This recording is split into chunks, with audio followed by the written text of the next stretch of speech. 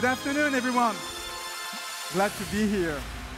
Well, Christine just said that we are building a future. When we hear the news, when we watch the movies, maybe you've seen a series called Black Mirror. We have a special future, a dystopian future that's ahead of us with those robots, with this AI, with those machines trying to control us. How can we put the human front and center? How can the human be back in control of those machines? That will be the topic of the next panel. So please welcome Yves Meignet, CEO of VINCI Energies. Sandra Ray, CEO of Glowy, and Alexandre Gadin, CEO of Animal AI.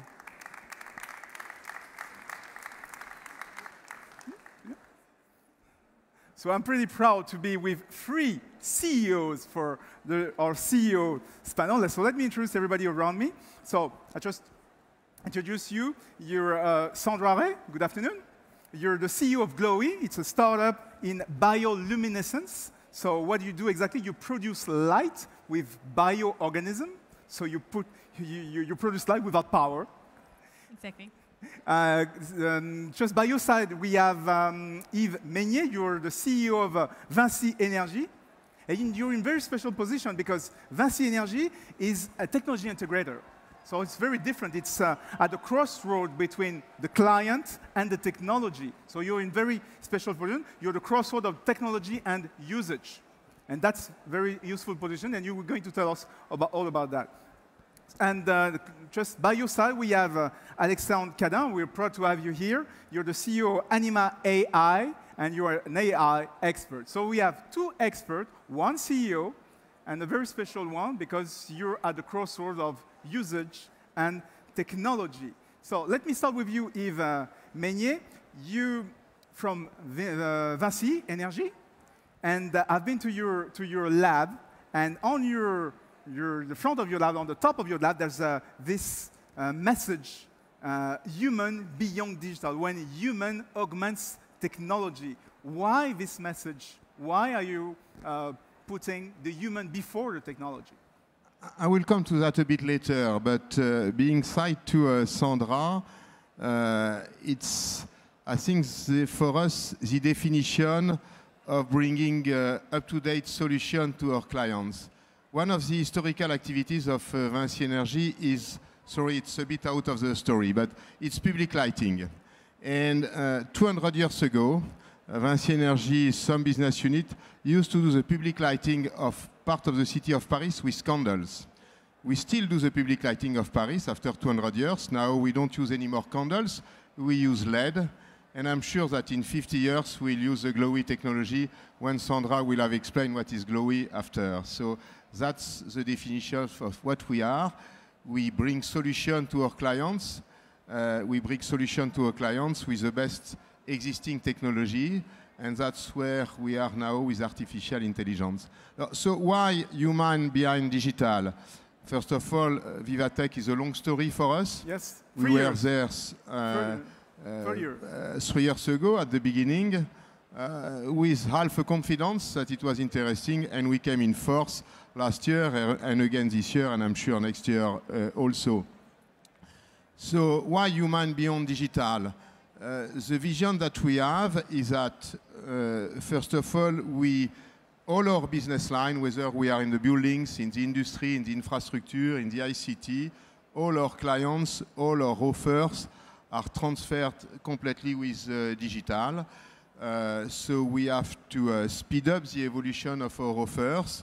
And the vision that we have is that all those new technologies require the human to be strongly involved in it. Artificial intelligence is a technology like another.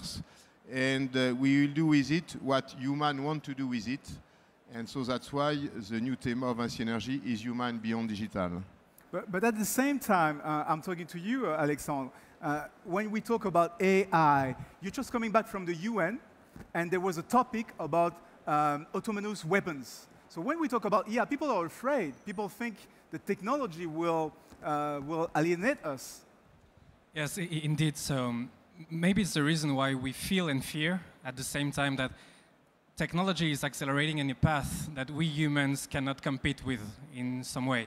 The funny thing about this UN Commission on AI is that it happened 3 years ago when they basically asked my co-founder, Amir Bani Fatemi, to design a commission which would be about AI for good, because everybody around was talking about doomsday scenario regarding AI. And of course, the thing is that as soon as we go into this kind of terrible scenarios, we want to make sure it doesn't happen. And at the same time, we want to make sure we have a vision that is positive enough in order for us to inspire labs and industries to make sure we have new targets for a positive future, let's say. So it's a matter of vision when I hear you both. It's a matter of vision, but at the same time, Sandra, you're also working with frightening subject because you're tampering with the DNA of living organism. Well, it's bacterial organism, so it's not. But at the same time, isn't that frightening? AI and tampering with the DNA, is that also a matter of vision? Yes, I think there's a lot of things in common between AI and biology, for example, because with AI we're trying to copy humans' behavior, and it's the same time that we're doing with biotechnology. We're trying to copy what's working in nature and improve it to have solutions. And it may sound frightening, but at the end of the story, we are the one handling with this tool that we are building. So it's just a matter of controlling things, understanding what we're doing. And yes, the fear that we might have, it's just a way of thinking through the problems that can come, but it's also a way that we can improve ourselves on controlling what we're doing with that kind of tools, and it's the same time for AI or biology. If it's just a matter of controlling things, it's just a technology like another, we need to control it, how you're tampering with DNA or how you're doing AI, it's just a matter of control. You know, I think every time there is a new technology popping up, the world is afraid. Internet, if I'm not wrong, is 30-year-old this year. When the train was created, when the electricity was created, when the telephony was created, everybody was afraid of what could happen. For those who are about our age, we remember of the world could have been finished with the bug of the year 2000, nothing happened much. So the world is always afraid with new technology. And it's true that with the artificial intelligence, there is a lot of scenario going on where we can lose control, the panic button story. I think the vision that we have is that it is becoming, or it will become a commodity. It's a technology like another, which will be embedded in a lot of things we do in the building, in the industry, in the infrastructure. We need to simply appropriate those technologies to be able to bring it to people and to focus on usage. I think we need to have the conviction that we don't need and will not be able to understand everything which is behind artificial intelligence, and focus on how to use it, on the stories that it brings to us, and simply live with it. How can you control AI today? Is it possible?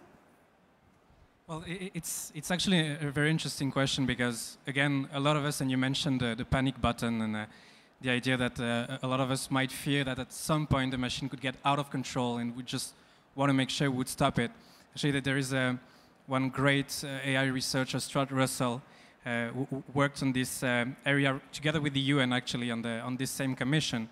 And I think, yes, it is possible to make sure that in most cases we do know what happens because we are the one actually designing the impact we want. The truth is that on the other side, most of the time we cannot especially explain everything that happens in what we call the black box, meaning all of these different layers, for instance, of artificial neural network. But at some point, I think fearing too much or having this kind of control permanently in mind might also be a kind of, I would say, problem or some kind of barrier for us to push innovation and research forward. So we do want to make sure that at the same time, we focus on real use cases to make sure we can use AI for real impact, but also try and see what happens in the next decade or so to imagine further. For instance, there are a lot of really interesting area towards artificial imagination and so on that would be learning on very small data sets. And it's really interesting because it's a way that might actually enable all of us to work in AI. And we do need to not fear this kind of area of research to make sure we all grasp some of their opportunities. Sandra, you also have the same problem in your field because there's also regulation. And do you think regulation can also inhibit innovation? Yes, it does. In our case, it's a good example. But the problem is that we can ask the legal framework to be before innovation. Otherwise, it's not innovation anymore. So it's just a matter of thinking on everything is not white or black. We just need to understand what's going on, and we need to take decisions like with the good circumstances. And it's for our example. So we're working with genetically modified microorganisms. They are not dangerous at all, either for the health, for the humans, or for the environment. And it's proven that way. So there is no problem on that. But the thing is that legal frameworks are not made for this kind of uses. So it's a matter of use. Yeah. So then we have to discuss on how can we change that. And it's the same thing for everything that is disruptive in terms of innovation. So we really need to work on adapting those frameworks. We cannot anticipate with legal frameworks. It's not the role of the frameworks. But we just need to think about how can we really let a chance for innovation, because the problem is if we regulate too much, then there is nothing happening. How do you do that? Because we mentioned a panic button. Can we do like AI, trust AI by design? And how do you do that, Yves? I think the story is we have to think also about, I'm not afraid of the big panic story, but we will have to live with this technology, and we can find some bias which can be created by these technologies. Yesterday, I was happy to be in one of the 3 working groups of Tech for Good, the one working on diversity. And one of the leaders of the tech, not to give the name of the company, explained that in video analytics, if they put the word doctor and nurse, they put hundreds of thousands of pictures, and every time they play with it, in front of doctor becomes a picture of a man, and in front of a picture of nurse become a woman, whatever they play with it. So that means in artificial intelligence, we are in front of this bias, and the question is how can we control it? How can we live with it? How can we influence it? Or are we going to support it without control? So that's why humans need to be beyond digital to make use of it and to make good things with it. Alexandre, those black boxes, algorithm and technology, you mentioned before that there are something in AI we don't understand today. And also there are black boxes that give some biases, just as Yves mentioned. How do you change that? How do you put the human inside? Is that even possible? Yes, it is. And I think what Yves just said is really important, is to make sure that when we look forward into the future of AI, we do fear the right things, meaning not having the fear of Terminator and so on, and some kind of sentient AI that would kill us all, but making sure that at some point we can analyze the different biases that there are in algorithms and the databases that we are actually working on, because in some way, because the algorithms themselves are basically learning on our own data, meaning our own past, they are kind of amplifying what has been the past, our own human past. So it's really important, and we see this in so many different fields. In HR, for instance, you mentioned this case. It's really important to make sure that within this black box, we can actually analyze and correct as many biases as we can. And a lot of people are actually working towards this in terms of ethics, and mostly in terms of trust in AI, to make sure that we can basically trust the machines we work with. So trust is very important. Usage is very important. But is there, we mentioned a kill switch, a panic button. When you're tampering with DNA, do you also put in all the security before, by design, the kill switch? Do you have a kill switch for your... Yes, we do. That's actually one of the reasons that why modifying is also interesting and less dangerous. It's because you can put the function that we want with DNA. So you can code exactly like you can code the software. You will code the DNA. So you can make some microbes depend on something thanks to the DNA that you will add that will make them die when like there's a problem.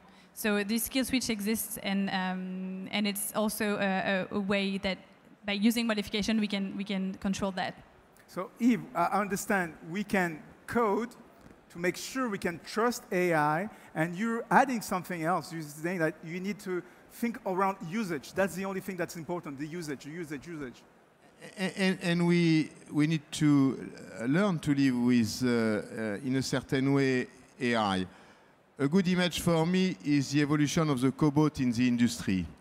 Some years ago, and still in a lot of industry, where you have those big robots which are stacked in a cage, you cannot come close. If not, they will kill you because they are automatized to do their movement and nothing, and they do it every time with the same time cycle, and they don't change, and they are very dangerous. Now, start to pop up on industrial lines, cobots, which are machine learning. They learn with what they do, and they interfere jointly with human along the manufacturing lines. And I think this is a proof that we can live with artificial intelligence. Cobots are basically driven by artificial intelligence, and we will be working side by side, the human and the cobot, and that's human beyond digital. So it's simply a very strong cohabitation in the future between human and digital. And in France, we are used to cohabitation. So But at the same time, you mentioned that it's the human that augments technology. It's not just, they're not side by side. They know that the equal path. If the human is there to augment the technology. So it's even one step further. It's true that one of the aspects of artificial intelligence is the ability to do tasks that we could not do without it. I think when we talk of artificial intelligence, we are still at a very low level of video analytics, image processing, sound processing, these kind of things. And it's true that you can do things which human cannot do, analyze thousands of pictures, find corrosion on high voltage tower as we do with our client now. So artificial intelligence, human is there to use the technology, to enhance it, and once again, to make the best use of it. The artificial intelligence, without the mind behind it, nothing will happen. You confirm it's important because when we train those algorithms, we need to train them on data sets. We need to make sure there's no bias on those data sets. So that's important to put the human in the whole process. Yes, I really like this idea of, let's say, humans augmenting technology, but it's also obviously true in the reverse, meaning that we now have access to a new kind of intelligence, let's say, even if it's been 70 years and so on, that we're working on AI. What's really interesting is that now that we have access to this kind of intelligence, we indeed can do things that we humans, individually or collectively, couldn't do before. You mentioned access to this kind of huge amount of data in images, but what's really interesting for me is that whether it be labs or companies, when you actually build a project, whether it be tech or not, you actually try to solve a problem. And basically you do it with human intelligence and somehow tech. Now that we have this kind of alliance and collaboration that is possible between human and machines on this kind of level, we can tackle new ways, new kinds of problems. I mean, maybe huge problems, maybe problems that would be wicked, undefined. And the commission that you mentioned, the summit at the UN, was basically about tackling the 17 SDGs that you know is about access to water, but also mobility, everything that is basically about making the world better. And that would feel maybe like a too big challenge if we were just humans. And now that we can work with this kind of AI, basically we can tackle and design problems in a new way. So I think it's really important to indeed be use case oriented and make sure that as soon as we talk AI, we go into very practical ideas. But at the same time, maybe level up the expectation and ambition that we have working with this technology, making sure that we create new kind of businesses, tackling new kind of challenges for society. Sandra, what about you? Because we mentioned that you can augment the human can augment the machine, but with DNA you can do a little more, even more than that. Yeah, we could do almost everything. Yeah. And it's the same questions. It's a question of ethics then. So what should we do? And this is where we need to be user-centric and usage-driven, because we could do everything, exactly like with AI. So we need to choose the thing that we will focus on to solve problems. And there is so many problems that can be solved thanks to what's happening in nature and thanks to the living things. So we just need to focus on one problem and find solutions. But we could do everything, and that's the thing. But as we were mentioning, like humans didn't wait for AI or DNA technology to be mean or to be bad person. So, well. But aren't you afraid that maybe with this kind of technology, mean persons can do a little more damage with those kind of technology? It's like with any technology, there is good boys and bad boys.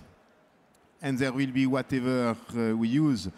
A lot of bad things has happened in the world 500 years ago without artificial intelligence. So I think we should not be afraid of that. What is sure is that we need to be more vigilant to what can be done. So that's why we need to have a lot of human beyond those digital action to try to bring the good story of it, control it. And I think we need to go forward without to be afraid of what it will bring. At the end, the world always put in front the bad stories, but the good story is a reality. And of course, Sandra explained us that one of the difficulties of Glowy is that some of your technology are considered as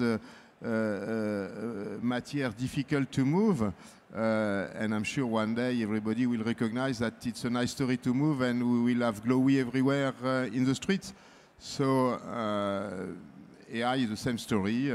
We can have bad boys and good boys, but let's be the good boys and use it and make the best of it. So business as usual, it's just another technology with lots of potential, but you need to put the human first in the design to reach the trust.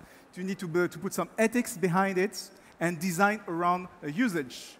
Maybe you can open the floor to some question and answers if you have any questions for our panel. But maybe while the questions are coming, maybe we can, I can ask you the question, how do you see the world? Because when I mentioned in the beginning, science fiction, movies like Black Mirror, Terminator, 2001, you know, how do you see the future? Are you pretty positive because you think that's the way to go? Not leaving technology do it by itself, but control it by human? How do you see the future of those technology evolving? Sandra? Well, the thing with science fiction is that most of the things that we were talking about 30 years ago did not happen. So it's a good exercise to project ourselves into what we don't want the world to look. Yeah. So for me, it's more on that way. Of course, I'm very optimistic. Otherwise, I wouldn't be doing what I'm doing. But I really think that for my industry, in my sector, the thing that we're going to realize in the future years is that nature has been through amazing research and development for us to find amazing solution and very efficient solution. And so that a lot of problems that humans are causing can be just find answers in nature. And this is what we try to do with our lighting issues, but there is a lot of examples. And AI is actually trying to copy the brain, so it's also about biology. How does it work really? And I really think that all the answers can be found there, and that's what we hear. Yeah. Alexandre? For me, we simply see it as a huge opportunity of things being changed. And with my example of the beginning between the public lighting with candles to one day the public lighting with Glowy, all those technological changes are opportunities for our companies to make a strong evolution in the buildings, in the industry, in the infrastructure, write and design a new world with better evolution, more easy use for the population. And so AI is something which will keep us busy for the next 10 or 20 years, simply to try to make our life easier and more fun. We have a couple of questions right here. Maybe, Alexandre, you can answer the first one, which is, why do you see where do you see the most valuable use case of AI? And maybe you can also ask as Yves in VINCI Energies, where do you see the most valuable use case of AI? So it's obviously a really interesting question that allows me to add something on this very definition of AI that we had before. I do not think it's quite any technology, basically because I do believe that like electricity, in the past century, AI has the potential to be a general purpose technology, meaning that it can impact every area that we know, every industry that we know. This is why, obviously, we do see impact and possibilities in any different industries. Any possible industry was the case on the 17 SDGs, Sustainable Development Goals of the UN. But where we do see a lot of potential that are actually really relevant and positive for the future we want to build, maybe, is obviously in the health sector, for instance. Because of the amount of data that we gather toward human bodies and so on, and that we can now analyze in a way that we couldn't before, in order to predict diseases and make sure that we can basically act in a way that many doctors couldn't actually do before.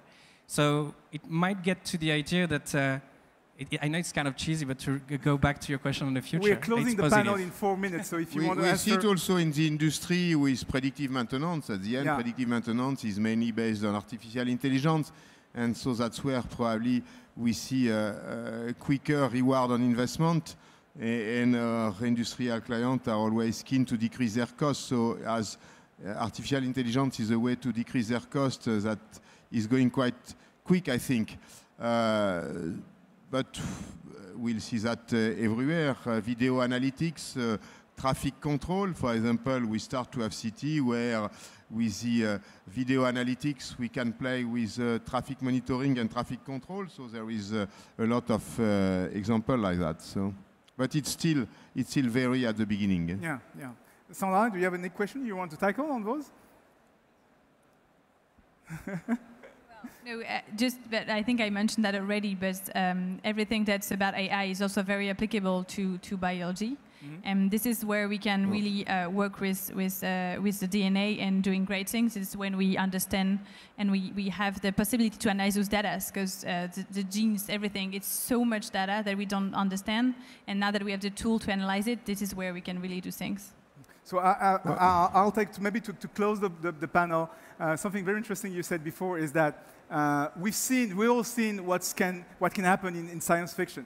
So make sure it doesn't happen again. And maybe you have a closing word, Yves, Régnier, on this I think topic. the last question is probably the word of conclusion. What steps should be done to gain the trust of people when it comes to AI? You know, in the world, you have always been two categories of people, the optimistic and the pessimistic. So, of course, the pessimistic will find a lot of bad story potentially beyond artificial intelligence. So, the good story is simply to be optimist, to say that it will serve us, it will serve the world, it will bring our life easier. Health is definitively a story, and that's the best way to bring nice story with artificial intelligence. Be positive, put the human first, and put the trust in the machine, and we can augment the human. Thank you very much for your answers. Thank you.